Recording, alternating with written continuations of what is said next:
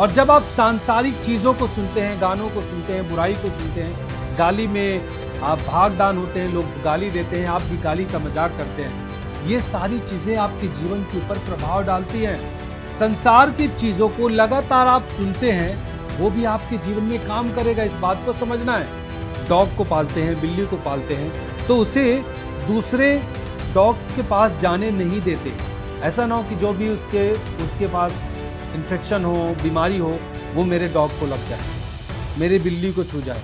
आप सोचिए, इतना केयर करते हैं लोग बिल्ली और कुत्ते के लिए, परंतु अपने जीवन के लिए, अपने जीवन को इतना मूल्यवान नहीं समझते। वो कहीं पर भी किसी भी संगति में चले जाते हैं, वो आपको पूर्ण छुटकारा देना चाहता है हर तरीके से। जिस भी एरिया में आप छुटकारा चाहते हैं, परमेश्वर आपको देगा। सो आज के दिन में हम फोकस करने वाले हैं और हमें आज ये समझना चाहिए कि हमारा जो जीवन है वो बहुत ही मूल्यवान है। हमें अपने जीवन के मूल्य को समझना चाहिए। देखिए, परमेश्वर यीशु मसीह हमारे जीवन के मूल्य को समझता है, बहुत अच्छे से समझता है, क्योंकि उसने, बाइबल कहता है कि परमेश्वर ने हमें अपने स्वरूप और समानता में बनाया है। परमेश्वर हमारे जीवन के मूल्य को समझता है, लेकिन कई बार हम अपने जीवन के मूल्य को नहीं समझते।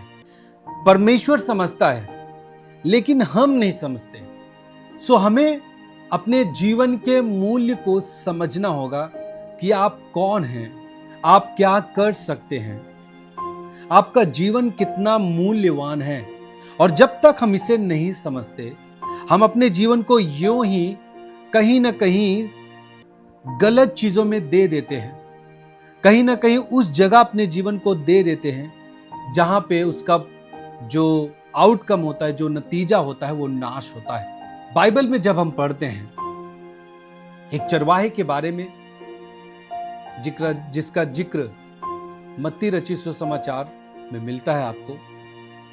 एक चरवाहा होता है जिसके पास 100 भेड़ें होती हैं, और बाइबल कहता है कि उस 100 में से एक जो है भटक जाती है, गुम हो जाती है।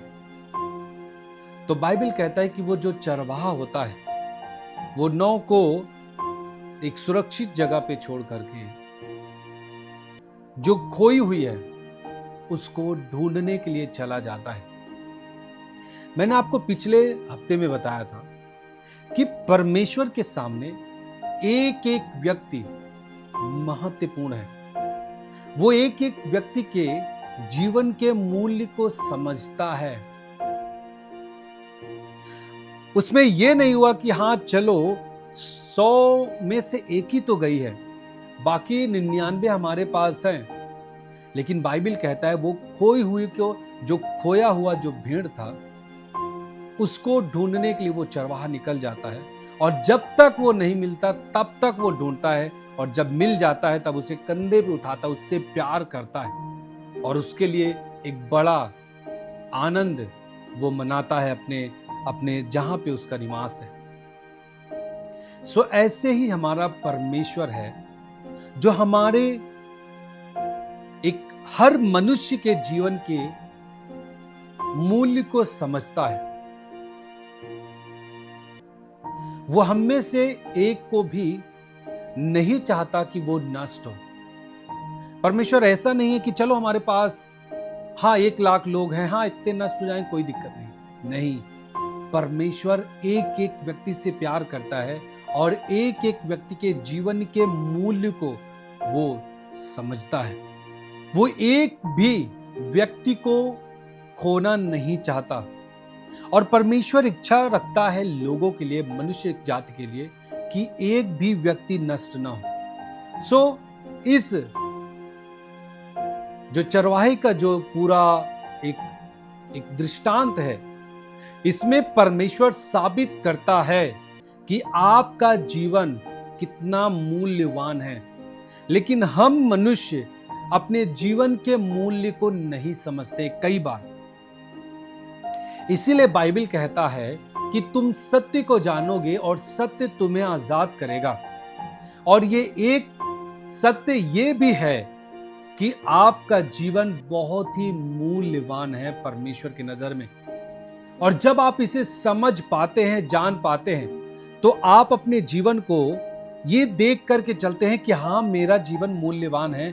अब मैं अपना जीवन नाश होने के लिए नहीं दूंगा, जैसे संसार में बहुत सारे लोग अपने जीवन को नाश होने के लिए दे देते हैं। हम पढ़ेंगे प्रकाशित वाक्य उसका 5 अध्याय उसके 9 पद।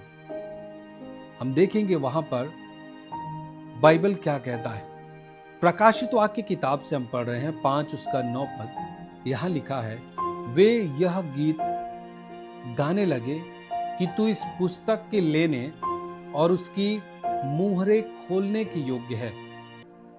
ये यीशु मसीह के बारे में चर्चा हो रही है, क्योंकि तूने वध होकर, कुर्बान होकर अपने लहू से हर एक कुल, बोलिए हर एक कुल, हर एक भाषा और लोग, जाति में से परमेश्वर के लिए लोगों को मोल लिया है। अब आप समझिए इस बात को। बाइबल कह रहा है कि यीशु मसीह के बारे में बताया जा रहा है कि यीशु मसीह ने अपने आप को कुर्बान करके, अपना लहू बहा करके हर एक कुल, भाषा और लोग, इसका मतलब सारी मानव जाति के लिए यीशु मसीह ने अपना लहू बहाया। और जो लहू उसने बहाया है वो एक दाम के रूप में बहाया है, एक दाम चुकाया है हमारे और आपके लिए। अब आप समझिए कि किसी वस्तु का मूल्य इस बात से तय होता है कि कोई उसके लिए क्या कीमत चुकाने को तैयार है। जिस वस्तु के लिए जितना कीमत चुकाया जाता है वो उतना ही मूल्यवान होता है। जैसे आप कभी जमीन की बात करें तो गांव में थोड़ा सस्ती जमीन मिल जाती है, तो लोग जब कम दाम देते हैं, थोड़ा वो कीमती नहीं होती, परंतु जब शहरों में लोग, टाउन में, जब कस्बों में लेते हैं जमीन, वहां पे थोड़ा ज्यादा मूल्य देते हैं। तो इसका मतलब क्या है कि जहां जिस जमीन के लिए ज्यादा मूल्य दिया जा रहा है, जितना ज्यादा अधिक धन दिया जा रहा है, जितने अधिक रुपए में खरीदा जा रहा है, वो उतना ही मूल्यवान है। अब यहां पे समझिए कि यीशु मसीह ने हमारे और आपके लिए, बाइबल कहता है कि उसने अपना लहू दिया है। लोग पैसा देकर जमीन खरीदते हैं, पैसा देकर के कुछ भी खरीदते हैं, लेकिन यीशु मसीह ने अपना लहू देकर हमें खरीदा है। अब जो यीशु मसीह ने अपना लहू दिया है, इससे ज्यादा कीमती कोई चीज नहीं हो सकती कि उसने अपना प्राण दिया है, उसने अपना जीवन दे दिया है, उसने अपना जीवन दे के, अपने आप को सैक्रिफाइस करके, अपना कीमती लहू दे करके हमें खरीदा है। अब आप समझिए कितने आप मूल्यवान हैं। मैं आपको फोकस कराना चाहता हूं कि आप ऐसे मामूली आदमी नहीं है, एक मामूली वस्तु नहीं है, एक नॉर्मल वस्तु नहीं है आप, कि कहां भी आपका जीवन बस ऐसे ही नष्ट हो जाए। पूरी सृष्टि में जितना जो कुछ परमेश्वर ने बनाया है सृष्टि में, सबसे मूल्यवान आप हैं। जो कुछ भी परमेश्वर ने अपनी सृष्टि में रचा है, उसमें सबसे मूल्यवान आप हैं। सबको परमेश्वर ने अपने शब्दों के द्वारा बनाया। आकाश बन जा, पृथ्वी बन जाए, पेड़ पौधे उगे, जानवर बने, लेकिन बाइबल कहता है कि परमेश्वर ने हमें और आपको अपने हाथों से बनाया है और अपना जीवन का श्वास हमारे नथुनों में फूंका है। इसका मतलब हम स्पेशल हैं, हम कीमती हैं, हम विशेष हैं। इस बात को हमें समझना है। हम संसार में रहते रहते हम ये भूल गए हैं कि हमारा जीवन मूल्यवान है। लेकिन जब आप मसीह में आते हैं, आपको समझ जाना चाहिए कि अब आपका जीवन कीमती है। आप ऐसे ही कहीं पर भी अपना जीवन नहीं दे सकते नाश होने के लिए। यीशु मसीह का बलिदान बताता है कि आप कितने कीमती हैं। यीशु मसीह अपने जीवन को देता है, उसका जीवन देना यह बताता है कि आप कितने कीमती हैं। वो कोड़े की मार को सह रहा है। कोड़े की मार को सहना यह बताता है कि आप और हम कितने कीमती हैं। लोगों ने उसके हाथों में कीले ठोक दिए और उसे क्रॉस पर लटका दिए। उसे क्रूस पर मार दिया गया। वो चीज ये साबित करता है कि आप कितने कीमती हैं। ये दिखाता है कि हम और आप कितने कीमती हैं। परमेश्वर ने अपने पुत्र को बलिदान होने के लिए इस धरती पे भेज दिया। यह साबित करता है कि हम और आप कीमती हैं। अब सोचिए, परमेश्वर समझता है हमारे और आपके जीवन की कीमत को, हमारे और आपके जीवन के मूल्य को, लेकिन हम नहीं समझ पाते हैं। हालेलुया। आज जानते हैं, हम पैसे के मूल्य को समझते हैं, धन के मूल्य को समझते हैं और उसे हम यूं ही कहीं फेंक नहीं देते, या फिर हम ऐसी जगह नहीं रखते कि हमारा पैसे में कोई काई लग जाए, कोई फंगस लग जाए, या फिर ऐसा कुछ हो जाए कि हमारा धन बिगड़ जाए, खराब हो जाए। हम अपने पैसे को बहुत अच्छे तरीके से रखते हैं। हम पैसे के मूल्य को समझ रहे हैं, लेकिन हम अपने जीवन के मूल्य को नहीं समझ रहे हैं। हम पैसे को एक सुरक्षित जगह पर रखते हैं कि कोई उसे चुरा ना सके, कोई चोर उसे चुरा ना सके, लेकिन हम अपने जीवन को ऐसे सुरक्षित नहीं रखते। आज तो हम अपने जीवन को ऐसे ही दे देते, कोई भी इस्तेमाल कर जाता है। इसका मतलब हम धन के मूल्य को समझते हैं, लेकिन हम अपने जीवन के मूल्य को नहीं समझ पा रहे हैं। और जहां पर आपसे ज्यादा कीमती कुछ नहीं है, न धन है, न सोना चांदी है, कुछ भी नहीं है। आज मनुष्य अपने से ज्यादा अन्य चीजों को कीमती समझता है, मूल्यवान समझता है, लेकिन अपने जीवन को नहीं समझता। आज हम संसार के हर वस्तु के मूल्य को समझते हैं। वो आपके पास फोन हो गया, आपके पास बाइक हो गया, कार हो गया, सोना चांदी हो गया, हम उसे बहुत अच्छे से रखते हैं, हम उसे साफ करते हैं, धूल मिट्टी पड़ने नहीं देते हैं। एक अच्छी सी अलमीरा बनवाते हैं, खूब बहुत ज्यादा वीआईपी बनवाएंगे, अच्छे से बनवाएंगे कि कोई भी धूल मिट्टी उसमें ना जाए, और उसे हम सुरक्षित रखते हैं। और सामान के लिए हम बैग रखते हैं, और कभी जब धूल पड़ जाती है, कभी मिट्टी पड़ जाती है, तो हम घर वालों को डांटते हैं, क्यों? ये बहुत कीमती है, तुम नहीं समझते कि कितना मैंने इसके ऊपर पैसा खर्च किया है। कैसे यहां पे पानी गिर गया, कैसे इस सोफे पे पानी गिर गया, कैसे इस सोफे पे बच्चे ने खाना खा लिया, अरे ये बहुत कीमती है, बहुत पैसा लगा है, कितने महीने की तनख्वाह इसमें लग गई है। अरे तुम कपड़ा जो पहनती हो इतनी जल्दी कैसे खराब हो गया, बहुत महंगा था। हम संसार की चीजों का मूल्य समझ रहे हैं। जानते, हम जिसका मूल्य समझते हैं, जिस वस्तु की हम मूल्य समझते हैं, उसकी हम कदर करते हैं, उसके बारे में केयर करते हैं, उसके बारे में सोचते हैं, उसे बेस्ट प्लेस देते हैं, एक अच्छा स्थान देते हैं। क्या आप अपने बारे में सोचते हैं इसे? क्या आप अपने जीवन को एक अच्छा स्थान देते हैं? क्या आप अपने ऊपर धूल मिट्टी जो संसार की चीजें हैं, क्या आप उससे अपने आप को बचाते हैं? आप नहीं बचाते, क्योंकि आप अपने जीवन के मूल्य को नहीं समझ रहे हैं। आपका जीवन कीमती है, ये यीशु मसीह ने साबित कर दिया है। ये बता दिया यीशु मसीह ने कि आपका जीवन कितना मूल्यवान है। हम सब चीजों के लिए जिसमें हम पैसा खर्च करते हैं, उसके लिए हम बहुत अच्छे से, कोई भी गाड़ी लेते हैं, उसकी टाइम से सर्विस, रोज सुबह साफ करना, धुलाई करना, थोड़ा भी दिक्कत आया, अगर जंग लगा तो उस जंग को साफ करवा के हम पेंट करवाते कि और भी उसमें दिक्कत ना हो जाए।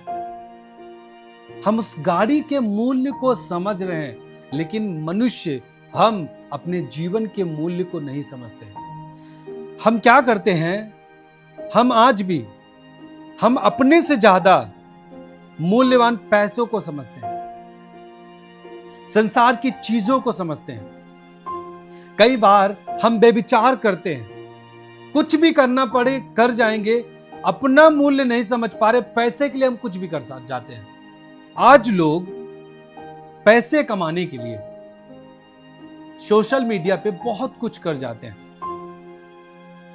इतने हद तक जाते कि उनके वीडियोस अगर कभी सामने आ गए तो शर्म आती है, अरे ये तो जान पहचान के लोग हैं, ये क्या कर रहे हैं, अपने बच्चों को क्या करा रहे हैं, इतने गंदे गानों में डांस करा के रील बनवा रहे हैं। और उनको पता है कि इसके जरिए से हम थोड़ा फेमस हो गए, फिर ब्रांड्स हमारे पास आएगा, हम एडवर्टाइज करेंगे और पैसा मिलेगा। हम अपने जीवन के मूल्य को नहीं समझ रहे हैं, हम अपने जीवन से ज्यादा मूल्यवान पैसे को समझ रहे हैं। कुछ लोग वैश्यापन में अपना जीवन गुजार देते हैं ताकि मैं पैसा कमाते रहूं, लेकिन अपने जीवन को यूं ही पाप में रखे रहते हैं। कोई भी उनका शरीर इस्तेमाल करता, आप सोचिए, क्या परमेश्वर जो आपको बनाया है देखता होगा, क्या वो खुश रहेगा? आज हम कुछ भी करते हैं, हम कभी इसके बारे में केयर नहीं करते कि परमेश्वर जो हमारा है वो क्या सोचता होगा। परमेश्वर अपने एक लौते पुत्र को, जो उसके पास एक लौता पुत्र, एक पुत्र था, उसको इस धरती पे भेज दिया, क्योंकि परमेश्वर पिता आपके जीवन के मूल्य को समझता है। आज लोग क्या करते हैं, जब लोग एक कुत्ता पालते हैं, बिल्ली पालते हैं, उसको मूल्यवान समझते हैं, लेकिन अपने जीवन को नहीं। जब कोई भी डॉग को पालते हैं, बिल्ली को पालते हैं, तो उसे दूसरे डॉग्स के पास जाने नहीं देते। ऐसा ना हो कि जो भी उसके पास इन्फेक्शन हो, बीमारी हो, वो मेरे डॉग को लग जाए, मेरे बिल्ली को छू जाए। आप सोचिए, इतना केयर करते हैं लोग बिल्ली और कुत्ते के लिए, परंतु अपने जीवन के लिए, अपने जीवन को इतना मूल्यवान नहीं समझते। वो कहीं पर भी किसी भी संगति में चले जाते हैं, कुत्ता और बिल्ली को दूसरे कुत्तों के साथ नहीं जाने देते, बिल्ली के साथ नहीं जाने देते।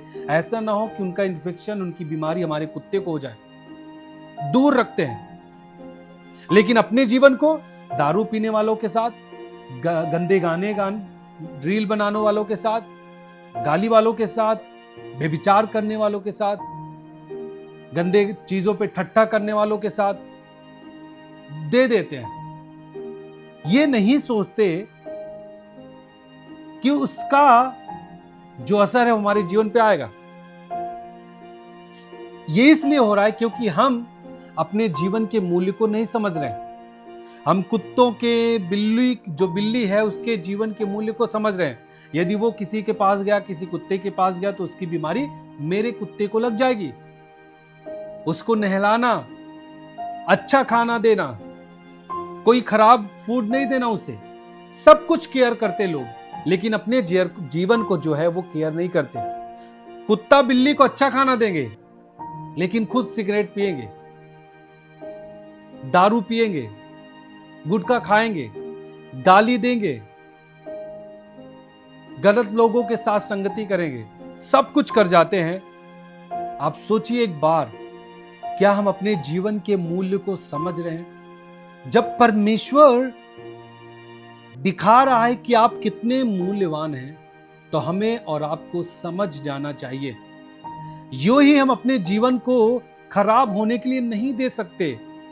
हम संसार की चीजों के लिए केयर करते हैं, हमें अपने लिए भी केयर करना होगा। हमें अपने जीवन के बारे में सोचना होगा, कहीं हम अपने जीवन को खराब होने के लिए दे तो नहीं दिए। हम ये जो कर रहे हैं, क्या इसका प्रभाव मेरे जीवन में अच्छा होगा? नहीं। यदि आप बुरा कर रहे हैं तो आपके जीवन में उसका बुरा प्रभाव होगा। बाइबल कहता है कि बुरी संगति अच्छे चरित्र को बिगाड़ देती है, लेकिन आज भी हम बुरे लोगों की संगति में बैठ जाते हैं। कुछ मसीही लोग होते हैं, सब कुछ करते हैं, प्रार्थना करते हैं, बाइबल पढ़ते हैं, लेकिन जो बुराई करने वाली आदत है उसमें जाकर के बैठ जाते हैं लोग, उससे नहीं बचते। लोगों को लगता है कि हम केवल सुन रहे हैं, इसमें हमारा क्या नुकसान है। हम किसी के बारे में बुराई नहीं करेंगे। हाँ, फलाने जो बोलते हैं केवल सुनते हैं, फिर सोचते हैं हाँ ऐसा किया होगा क्या। आप एक बात बताओ, जब हवा ने पाप किया, वो शैतान की बातों को सुना। जब वो शैतान के बातों को सुनी, उसके बाद उसने पाप किया। कोई भी पाप हो, किसी भी तरह का बुराई हो, छोटा से छोटी भी गलती हो, यदि हम उसमें अपने जीवन को दे रहे हैं, तो हम मौका दे रहे हैं कि वो हमारे जीवन पे कब्जा करे, हमारे जीवन को अधिकार में ले और हमारा इस्तेमाल करे। क्योंकि हम वचन को सुनते ही तो हैं। हम वचन को क्या करते हैं? सुनते हैं। हम लगातार वचन को सुनते हैं, हमारे जीवन में काम करता है। जब आप संसार की चीजों को लगातार आप सुनते हैं, वो भी आपके जीवन में काम करेगा, इस बात को समझना है। आपको लगता है कि हम केवल गाना, सांसारिक गाने सुनते हैं, कभी कभी सुन लेते हैं, सफर में सुन लेते हैं, कभी जब गाड़ी चला रहे हैं तब सुन लेते हैं। जो चीज आप सुन रहे हैं ना, वो आपके जीवन में कब्जा करेगा, नियंत्रण करेगा, और उस गाने का प्रभाव आपके जीवन में दिखेगा। याद रखिएगा। आप सोचिए, जिस तरीके के काम, जिस तरीके का लोग खुले तौर में, एक स्टेज पर भी लोग आज गाली देते हैं। आप सोचिए, हर बात में अगर कोई सेंटेंस एक बोलना हो तो 4-5 गाली उसमें ऐड हो जाता है। लोग खुले तौर से गंदी गाली देकर के मजाक कर रहे हैं। हालेलुया। हमें समझना होगा, ये चीजें हमारे जीवन के ऊपर प्रभाव डालती हैं। आपको लगता है थोड़ा है, ये शैतान का तरीका है लोगों को फंसाने का। आपको लगता है ये थोड़ा है, हाँ ये थोड़ा है, हाँ आज थोड़ा पार्टी में थोड़ा पी ले रहे हैं, कोई दिक्कत नहीं। ये शैतान आपको फंसा रहा है और आपके जीवन को नष्ट करने के लिए प्लान कर रहा है। देखिए, सुनने से विश्वास आता है, बाइबल कहता है। क्या सुनने से अविश्वास नहीं आएगा? वो भी आएगा।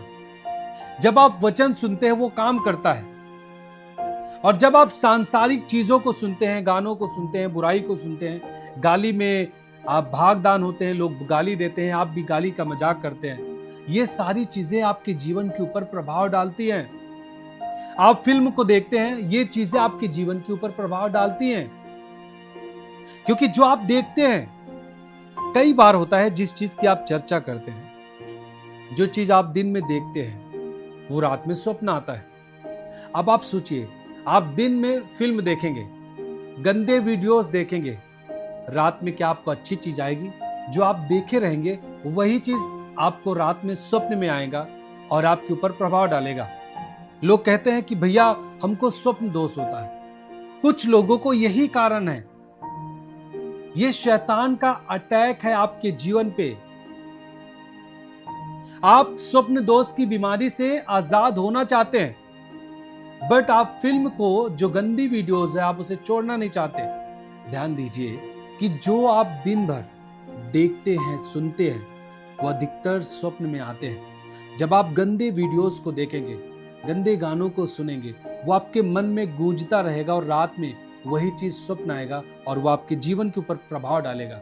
रात में आपसे बेविचार होगा स्वप्न में। तो हमें क्या करना है? हमारे जीवन को मसीहत में लेके जाना है, वचन के साथ जीना है, मीटिंग अटेंड करने के साथ हमें जीना है। वो अपने आप, जो आपको लगता है कि ये बीमारी है, खत्म हो जाएगा, उसका असर पूरी तरीके से खत्म हो जाएगा। कई भाइयों की मैंने गवाही को सुना है। हालेलुया। सो आप मूल्यवान हैं, ये आपको समझना है। हम अपने जीवन को ऐसे ही नष्ट होने के लिए नहीं दे सकते। 1 कुरिन्थियों 6 उसका 20 पद, क्योंकि दाम देकर मोल लिए गए हो। हमें और आप, हमारे और आपके बारे में बाइबल कह रहा है कि हम और आप दाम देकर मोल लिए गए हैं, इसलिए अपनी देह के द्वारा परमेश्वर की महिमा करो। अब जो ये कह रहा है कि अपनी देह के द्वारा परमेश्वर की महिमा करो, इसका मतलब ये है, और केवल ये मतलब नहीं कि हाँ आप हालेलुया बोल देते हैं, थैंक यू जीसस बोल देते हैं, हाँ हो गया परमेश्वर की महिमा, नहीं। वो कह रहा अपनी देह के द्वारा, अपनी देह के द्वारा परमेश्वर की महिमा करो। आप जुबान से महिमा जो देते हैं वो अलग है, अपनी देह से आप कैसे महिमा दे सकते हैं? अच्छे कामों को करते हुए, भलाई को करते हुए, पाप से दूर रहते हुए। जब आप बेविचार से दूर रहते हैं, गाली से दूर रहते हैं, नशे की चीज से दूर रहते हैं, वचन के साथ रहते हैं, प्रार्थना में रहते हैं, तो आप अपनी देह के द्वारा परमेश्वर की महिमा कर रहे हैं। क्योंकि बाइबल कहता है कि तुम्हारे भले कामों को देखकर तुम्हारे पिता की जो स्वर्ग में लोग बड़ाई करने पाए। ये कब संभव है? जब आप अपने जीवन में बदलाव को लाते हैं। देखिए, पहले सबका जीवन खराब था, कोई भी व्यक्ति ऐसा नहीं जो धर्मी रहा हो, कोई ना कोई गलती लोग करते थे, वो छोटा रहा हो बड़ा रहा हो। जब आप मसीह में आते हैं, आप एक समान हो जाते हैं, सब पवित्र बन जाते हैं। सब पाप में रहे, सबने गलती किया है, गाली देते थे आप पाप करते थे, आपका जन्म ही पाप में हुआ था। लेकिन जब आप मसीह में आ जाते हैं, आप पवित्र हो जाते हैं, सब एक समान हो जाते हैं। और अब क्या करना है? जब आप पहले बेविचार करते थे, अब आप बेविचार नहीं करते। पहले आपका किसी के साथ गलत रिश्ता था, अब आपका रिश्ता नहीं है। पहले आप गाली देते थे, अब आप गाली नहीं देते। तो जब लोग देखेंगे, जब आप किसी से बात करेंगे और जब वो कहेंगे ये व्यक्ति कैसे बदल गया, पहले तो हर बात में गाली देता था, तो लोग कहेंगे अरे जब से यीशु मसीह में जाने लगा ये ऐसे हो गया। अब जब एक व्यक्ति ऐसा कह रहा है ना, वो परमेश्वर की महिमा कर रहा है। आपकी देह के द्वारा परमेश्वर की महिमा हो रही है। आपके बोलने में, आपका स्वभाव है, जो आपके बोलने का तरीका है, इसके द्वारा परमेश्वर की महिमा होती है। ये मैंने अपने जीवन में देखा है। आपका बोलने का तरीका अच्छा होना चाहिए। अब तक जब आप संसार में रहे होंगे, जो आपसे सीनियर भी रहे होंगे, तो कुछ लोग ऐसे करते हैं, उनका नाम लेके बुलाते रहते हैं, ए रमेश, ए सुरेश। यदि आप में से किसी का नाम हो तो आप नाराज नहीं होंगे। लोग ऐसे नाम लेके बुलाते हैं, मैंने कुछ लोग को देखा था।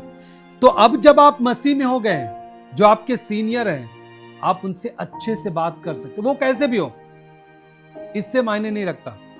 अब आपके अंदर परमेश्वर का स्वभाव दिखना चाहिए कि आपके बोल चाल की भाषा में बदलाव हो गया है। जब आप उन्हें प्यार से भैया बोलेंगे, रिस्पेक्ट करेंगे लोगों का, लोग परमेश्वर की महिमा करते हैं। याद रखिएगा, आज भी जो मुझसे सीनियर हैं, कई लोग तो उम्र के साथ में भी हैं, तब भी हम प्यार से उन्हें भैया करके बोलते हैं। इससे क्या होता है कि आपके जीवन के द्वारा परमेश्वर की महिमा होती है। अब देखिए, घर की बात अलग है कि अपने आप भाई को, उम्र जो साथ के भाई हैं, आप नाम लेके बोलते हैं, वो अलग बात है। आपके जो वर्कर हैं, आप उन्हें, जो साथ के टीम के लोग हैं, आप उन्हें अलग तरीके से बोलते हैं, वो अलग है।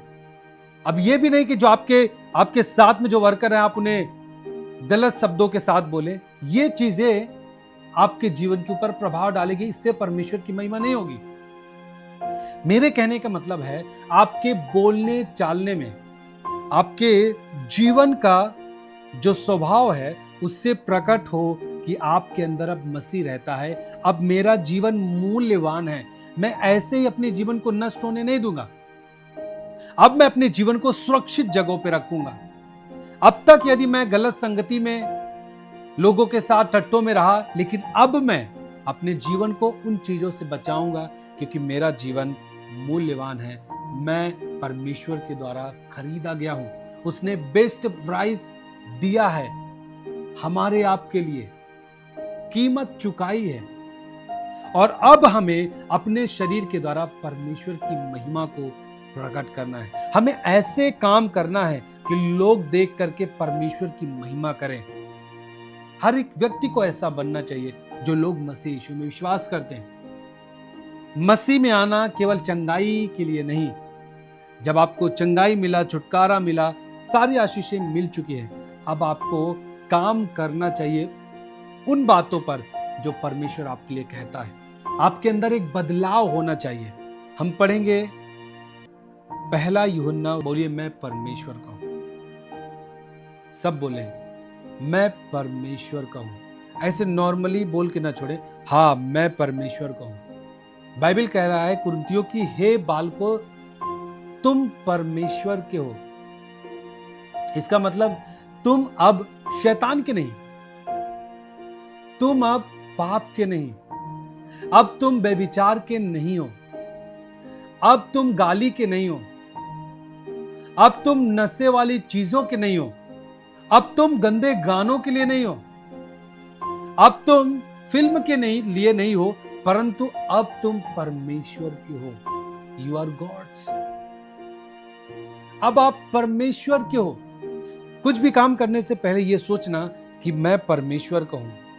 क्या मुझे गाली देना चाहिए? नहीं, मैं तो परमेश्वर का हूं। मैं घूस नहीं ले सकता क्योंकि मैं परमेश्वर का हूं। नहीं, मैं व्यभिचार नहीं कर सकता क्योंकि मैं परमेश्वर का हूं। नहीं, मैं अपने भाई को दुख नहीं दे सकता क्योंकि मैं परमेश्वर का हूं।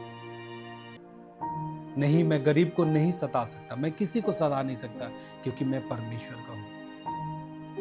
हाँ, मैं उसकी हेल्प कर सकता हूं, मैं परमेश्वर का हूं। हालेलुया। अब मैं उन गंदे गानों पे डांस नहीं करूंगा, नहीं, बिल्कुल नहीं, क्योंकि मैं परमेश्वर का हूं। मैं उस फिल्मों को नहीं देखूंगा, उस गंदी वीडियोस को नहीं देखूंगा, संसार की चीजों में भागदान नहीं होऊंगा क्योंकि मैं परमेश्वर का हूं। मैं अपने परमेश्वर के अलावा किसी की उपासना नहीं करूंगा क्योंकि मैं परमेश्वर का हूं। आपको समझना है कि आप परमेश्वर के हैं और आप मूल्यवान हैं। थोड़ा इस फेथ में जीना शुरू करें कि आप परमेश्वर के हैं। यदि आप में से कोई व्यक्ति जिनको लगता हो कि अभी मेरे जीवन में ऐसी प्रॉब्लम है, कुछ ऐसी चीजें हैं कि वो खत्म नहीं हो रहा, मेरे विचारों में गंदे विचार आ जाते हैं, मैं कभी कभी हस्तमैथुन कर जाता हूं, मुझसे ये चीजें छूट नहीं रही, लगता है अब मैं इससे आजाद नहीं हो पाऊंगा, अब मुझे पीछे लौट जाना चाहिए, मसीह में रहने से कोई मतलब नहीं। आप इस फेथ में जिए कि आप परमेश्वर के हैं। आपको फोकस करना होगा कि आप परमेश्वर के हैं। मैं आपको बता रहा हूं, जब मैं शुरू में प्रभु में था, मैं भी कई चीजों से मैं लड़ रहा था, जैसे फाइट करता हूं कि मैं उन चीजों से आजाद हूं, लेकिन आजाद नहीं हो पा रहा था। लेकिन जब मैंने फोकस किया ऐसी चीजों को, ऐसी प्रीचिंग को मैं सुनना शुरू किया कि आप परमेश्वर के हो, ये चीजें हमको बहुत आसान तरीके से उन चीजों से आजाद कर दिया जिनसे हमें निकलना मुश्किल लग रहा था। आज मैं पूरी तरीके से आजाद हूं, इस बात का गवाही दे सकता हूं। हालेलुया। फेथ में जीना शुरू करें। देखिए एक बात, यदि आप संसार में गए आप नष्ट हो जाएंगे। मसीह के पास आपके पास मौका है कि आप इन चीजों से आजाद हो सकते हैं। मैं बता रहा हूं आपको, ये मेरे पर्सनल मेरे जीवन की बात है। मैं भी आजाद हुआ हूं बहुत सारी चीजों से। देखिए, आप पीछे जब हटते हैं, मसीह आपसे खुश नहीं होता। आपका पीछे हटना प्रभु को दुख देगा। आपको आगे बढ़ना चाहिए। छोटी छोटी बातें, ये शैतान आपको एक हार की परिस्थिति में ले जाकर के आपको पीछे खींचना चाहता है कि हाँ चल, अब तेरा छुटकारा इन चीजों से नहीं हो पाएगा। आज भी तो तेरे दिमाग में गंदे सोच आ जाते हैं, आज भी तो तू हस्तमैथुन कर जाता है कभी कभी।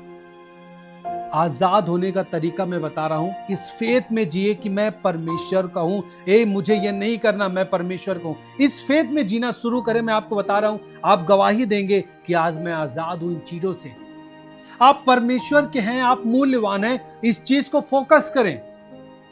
अंगीकार में जिए, मैं परमेश्वर को हूं, मैं इस पाप को नहीं कर सकता, ओए मेरे ख्याल नहीं आ सकते, चल आउट हो। मैं परमेश्वर को हूं, मैं परमेश्वर का पुत्र हूं, मुझे आजाद किया है मेरे प्रभु ने, मैं उसके लहू के द्वारा खरीदा गया हूं। इस फेथ में जीना शुरू करें। आपका पीछे जाना परमेश्वर को खुश नहीं करेगा। आप आगे बढ़े रहें, आप उस फेथ के साथ जीते रहें, वो अपने आप खत्म हो जाएगा। मैं आपको बता रहा हूं, बहुत पहले एक भाई मिला था, वो बोला कि भैया मैं कई साल से तो हूं प्रभु में, लेकिन मैंने वचन पढ़ा है कि गलत सोच आते हैं तो वो व्यक्ति प्रभु में अच्छे से नहीं रह पाएगा और वो नर्क में जाएगा आने वाले दिन में। और प्रीचर्स को मैं सुनता हूं, और भैया मेरे दिमाग में कभी कभी ऐसा ख्याल आता है, बस देखिए, कोई आपके अंदर कमजोरी है तो उसको सोच के आपको पीछे नहीं हटना है। आप सोचिए, आपके पास कई कमजोरी थी, वो दूर हो गई है, क्या एक कमजोरी के लिए हमें पीछे हटना चाहिए? हमें अब उससे हारना, देखिए जब आप ये सोच के आप पीछे हटते हैं ना, इसका मतलब आप हार रहे हैं। आप मसीह को कमजोर बना रहे हैं कि हाँ, गंदे जो ख्याल आते हैं आपके जीवन से खत्म नहीं हो सकते। आप कभी सोच जब आ रहा है आपको, आप उसे नकार दीजिए, हटाइए। एक जैसे एक चिड़िया जब आए और उसे लोग हटा दें, उड़ा दें, बस ऐसे ही ये सोच। कोई जब भी ऐसे सोच आ रहा है, आप उसे डिनाई करिए, हटाइए, उसका फर्क आपके जीवन में ना पड़ने दीजिए। आप व्यस्त हो जाइए किसी काम में, बाइबल उठा लीजिए, पढ़िए। ऐसे करके जब आप आदत डालेंगे, वो आपके जीवन से खत्म रहेगा, एक आदत से हो जाएगी कि वो कभी आएगा ही नहीं। परमेश्वर चाहता है कि आप आगे बढ़ते रहें। परमेश्वर पीछे हटने वालों से प्रसन्न नहीं होता है। वो परमेश्वर आपका है पूर्ण छुटकारा देने वाला, याद रखिएगा। जैसे वो बीमारियों से आजादी देता है ना, वो आपके गंदे सोच, हस्त मैथुन की आदत, गंदी वीडियोस देखने की आदत, सारी चीजों से छुटकारा देता है। मैं आपके सामने गवाह हूं, और भी जो जवान लोग हैं गवाह हैं। सबका जीवन पाप में था, लेकिन जब प्रभु में आते हैं, वो चीजें अपने आप धीरे धीरे खत्म हो जाती है। मेरा मानना है कि आपको पीछे नहीं हटना चाहिए। आपको इस फेथ में अब जीना चाहिए कि मैं परमेश्वर का हूं, मैं इन चीजों को नहीं करूंगा।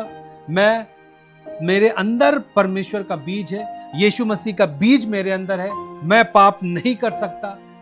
आप इस फेथ में जीना जब शुरू करेंगे, और इसमें देखिए लिखा है 1 यूहन्ना 4:4 में, तुम परमेश्वर के हो, तुमने उन पर जय पाई है। आप जय पा चुके हैं, क्योंकि जो तुम में है वह उससे जो संसार में बड़ा है। आपके अंदर जो है ना, वो सबसे बड़ा है, वो पाप से बड़ा है। इसका मतलब आप जय पा सकते हैं अपने हर एक आदत के ऊपर। एक जवान अपने पाप की आदत पर जय पा सकता है, क्योंकि आप परमेश्वर के हैं। कुछ लोग जो प्रभु में रहते रहते कुछ कारणों से आप पीछे हटे हैं, आपको लगा कि अब मैं पवित्रताई में नहीं जी सकता, और आप फिर से आप संसार में चले गए। लेकिन यदि मेरी आवाज को आप सुन रहे हो, आपको वापस आना चाहिए। आप कीमती हैं, आप कीमती हैं। मैं आपको फोकस करा रहा हूं, आप कीमती हैं। यीशु मसीह ने दिखा दिया है कि आप कितने कीमती हैं। आपके लिए पैसा, सोना, चांदी नहीं दिया गया है। आपके लिए एक परमेश्वर का पुत्र आकर के अपने जीवन को दिया, अपने लहू को दिया। आप कीमती हैं। उड़ाऊ पुत्र की तरह आपको वापस आ जाना चाहिए। और याद रखिएगा, जब आपको लगता है कि मैंने अपना सारा कुछ व्यभिचार में, नशे में, अपना समय मैंने गवा दिया है, अब मेरा क्या होगा, मैंने कई साल अब मैंने गवा दिया है, वापस आना चाहिए आपको। आपका पिता इंतजार कर रहा है। बाइबल कहता है जब उड़ाऊ पुत्र अपने पिता के सामने आया, और वो इस मकसद से आ रहा था कि मुझे अब पुत्र के समान नहीं, परंतु एक काम करने वाले के समान रखा जाए। लेकिन बाइबल कहता है कि जब वो अपने पिता अपने पुत्र को देखता है, जो आधी संपत्ति लेके चला गया था, अपना हिस्सा लेके चला गया था, खाली हाथ आ रहा है तब भी पिता उसकी ओर दौड़कर उसे गले लगाता है। And this is a love of father. ये पिता का प्रेम है आपके लिए। ये पाप की चीजें आपके पिता के प्रेम को कम नहीं कर सकती। यदि आप लगे हैं ना, आप 100% आप छुटकारा पाएंगे। पीछे नहीं हटना चाहिए। आपका पिता आपसे प्रेम करता है। बाइबल कहता है उसने गले लगाया उस उड़ाऊ पुत्र को और उसे चूमा और जाके अपने आप प्रोग्राम किया। आप सोचिए, वो चाहता तो कुछ ना करता क्योंकि वो निकम्मा हो चुका है, लेकिन उसका वापस आना ही पिता के दिल को छू गया। ऐसा है आपका परमेश्वर। मेरे जवानों, आपसे परमेश्वर वैसे ही प्यार करता है जैसे उसने उड़ाऊ पुत्र से किया है। आप उसके लिए कीमती हैं। आप वापस तो आइए, उस कमजोरियों को परमेश्वर के सामने तो रखिए। आप थक गए हैं कि प्रार्थना करते करते और कराते कराते मेरे जीवन से ये चीज खत्म नहीं हो रहा। ये विचार आना, ये कमजोरी, ये पाप का थोड़ा सा बल मेरे जीवन में काम करता है। भैया प्रार्थना करता हूँ, बाइबल पढ़ता हूँ, लेकिन ये चीज से मैं छुटकारा नहीं पा रहा हूँ। अब आप फेथ में जीना शुरू करें और अंगीकार में जीना शुरू करें कि मैं परमेश्वर का हूँ, मैं परमेश्वर का पुत्र हूँ, उसका बीज मेरे अंदर है। मैं पाप नहीं कर सकता। मैं आपको बता रहा हूं, ऐसे इसी तरह मैं जीना शुरू किया हूं शुरुआती दिनों में, और आज मैं कह सकता हूं कि मैं उन सारी चीजों से, उस पाप की थोड़ी थोड़ी कमियों से, कमजोरियों से मैं आज पूरी तरीके से फ्री हूं। और उसी विश्वास के साथ मैं आपके लिए कह सकता हूं कि आप भी फ्री हो जाएंगे।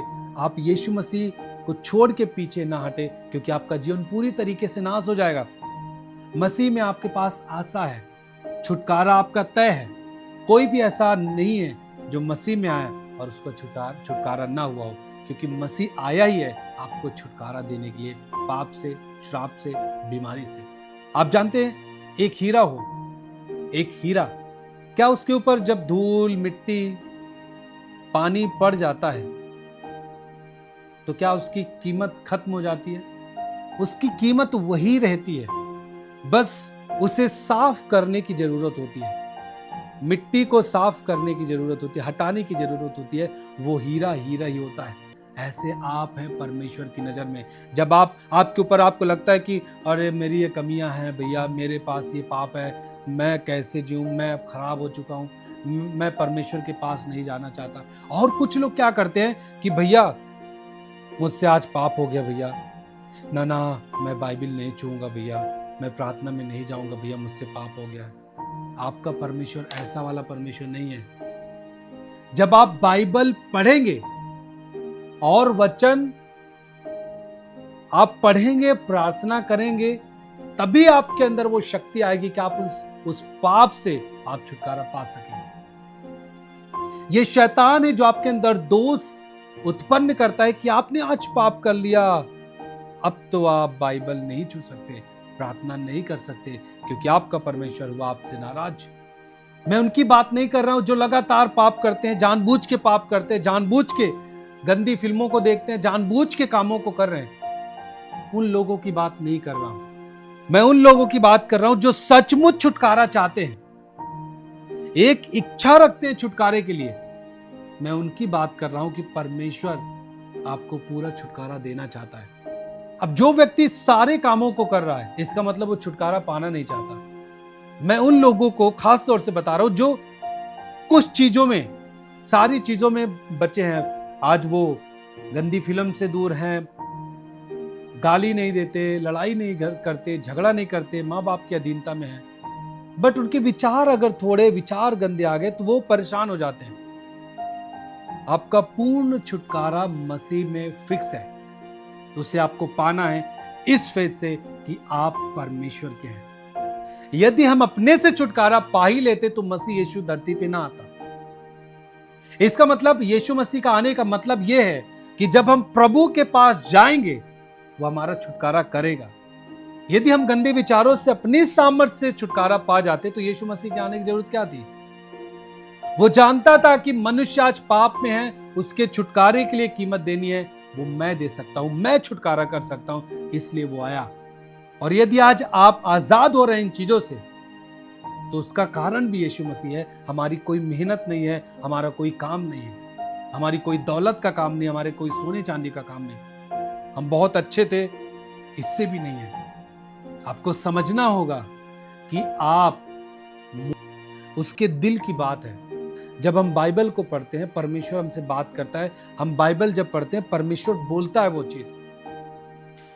वो बाइबल केवल परमेश्वर के बारे में जिक्र नहीं करता, वो आपके बारे में भी जिक्र करता है, वो आपके बारे में भी बताता है।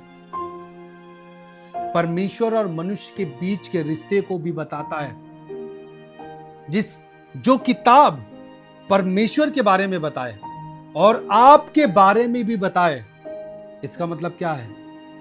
आप कोई मामूली व्यक्ति नहीं हैं, आप बहुमूल्य हैं, आप मूल्यवान हैं, आप कीमती हैं। आप सोचिए, जो किताब परमेश्वर के बारे में बताता है, वही आपके बारे में भी बताता है कि आप कौन हैं और आप परमेश्वर के द्वारा रचे गए हैं। आपके लिए यीशु मसीह आया है, आपके और परमेश्वर के बीच के रिश्ते को बताता है। और जिसका रिश्ता परमेश्वर के साथ हो, यदि वो दूर हो गया, एक व्यक्ति, यीशु मसीह का लहू उसको करीब लाता है, क्योंकि पिता का जो दिल है वो आपके बगैर नहीं रह पाता, वो आपके लिए तरसता है। ये बात साबित करता है जब यीशु मसीह धरती पे आया। मैं फिर आपको कह रहा हूं, आप कीमती हैं। आप पीछे ना हटे किसी बात के लिए, किसी भी कमजोरी के लिए पीछे ना हटे। आप परमेश्वर के लिए कीमती हैं। आपको जस्ट फोकस करना चाहिए। यदि आपको ऐसी कुछ दिक्कत लगती है, तो आप ज्यादा से ज्यादा कुछ समय के लिए प्रार्थना में समय बिताएं, वचन ज्यादा से ज्यादा पढ़ें। आपका छुटकारा मसीह यीशु में फिक्स है। आप परमेश्वर के हैं। आप उस हस्तमैथुन की आदत के नहीं हैं, आप उस गंदे विचार के नहीं हैं, आप परमेश्वर के हैं। बोले, मैं परमेश्वर का हूं, मैं परमेश्वर का हूं। हालेलुया। जब आप परमेश्वर के हैं तो परमेश्वर को दे दीजिए, वो इस्तेमाल करना चाहता है आपका। वो आपके लिए अच्छा भविष्य रखा हुआ है। बाइबल कहता है कि मैंने जो तुम्हारे लिए कल्पनाएं की हैं वो बढ़िया है, बेस्ट है, अच्छी है। परमेश्वर हमारी फिक्र करता है। आप सोचिए, जब आप गवाहियों को सुनते हैं, यदि वो आपका परमेश्वर नहीं होता तो आपको चंगा क्यों करे, और चंगाई देने के बाद वो ले ले। यदि आपका परमेश्वर ना हो तो वो आपको चंगाई देता है, आनंद देता है, सब कुछ देता है। वो आपके लिए अपना जान दिया है, कुर्बान हुआ है, कोड़े की मार को सहा है। वो आपका परमेश्वर है, वो आपका खुदा है, जिसने आपको बनाया है। वो आपको पूर्ण छुटकारा देना चाहता है, हर तरीके से। जिस भी एरिया में आप छुटकारा चाहते हैं, परमेश्वर आपको देगा। आपको समझना है इस बात को कि आप परमेश्वर के हैं, आप कीमती हैं, आप मूल्यवान हैं।